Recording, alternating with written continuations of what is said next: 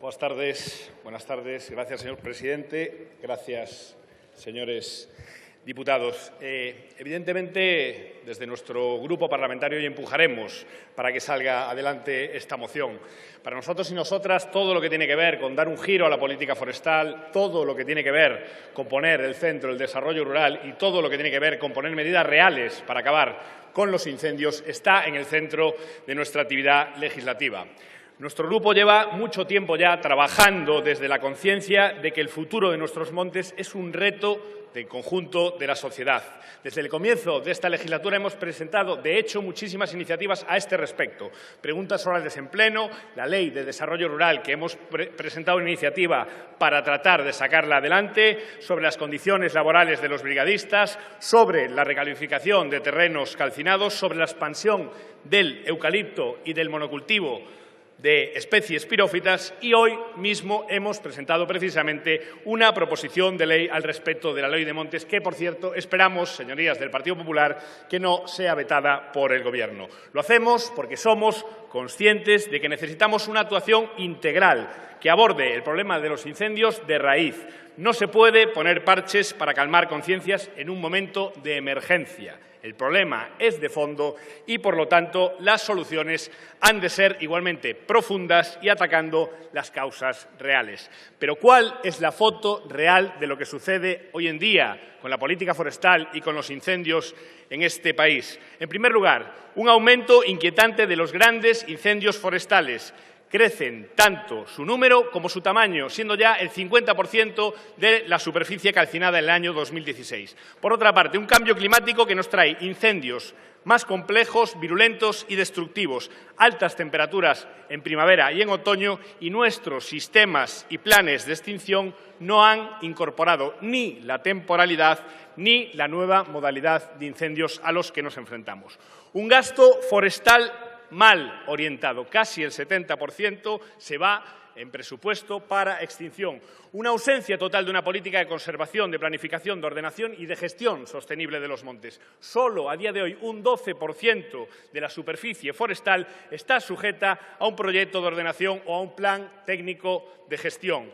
Y hay que aclararlo, parece mentira, pero no es lo mismo un bosque que una plantación forestal. No podemos confundir los bosques con los monocultivos forestales que han colonizado buena parte de lo que eran antes terrenos de uso agrícola y de uso ganadero. Y hay que decirlo también, los grandes incendios se producen precisamente de forma mayoritaria en estas repoblaciones o en estos cultivos forestales, mientras que, sin embargo, apenas se producen en los bosques autóctonos o naturales. Finalmente, la despoblación y el abandono del mundo rural. Les daré un dato.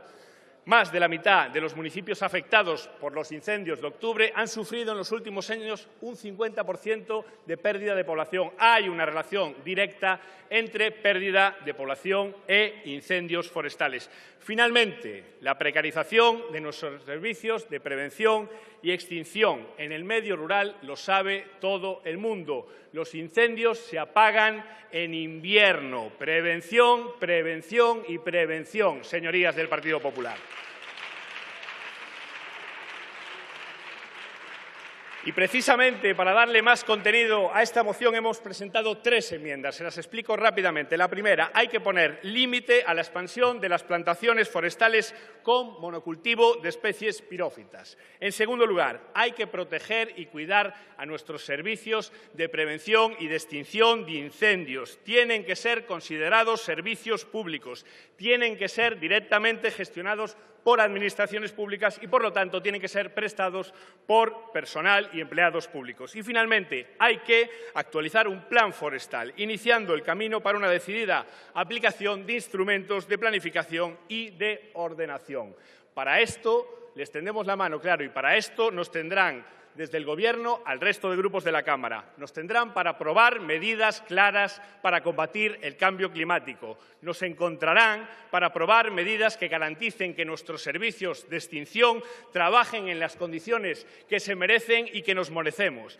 Nos encontrarán para aprobar medidas que signifiquen una política forestal valiente que ataque, entre otros, el problema del monocultivo de especies pirófitas. Y nos encontrarán al cabo para un cambio de modelo en la política forestal. Para esto nos encontrarán y esto será, además, lo que haremos cuando gobernemos este país. Muchas gracias.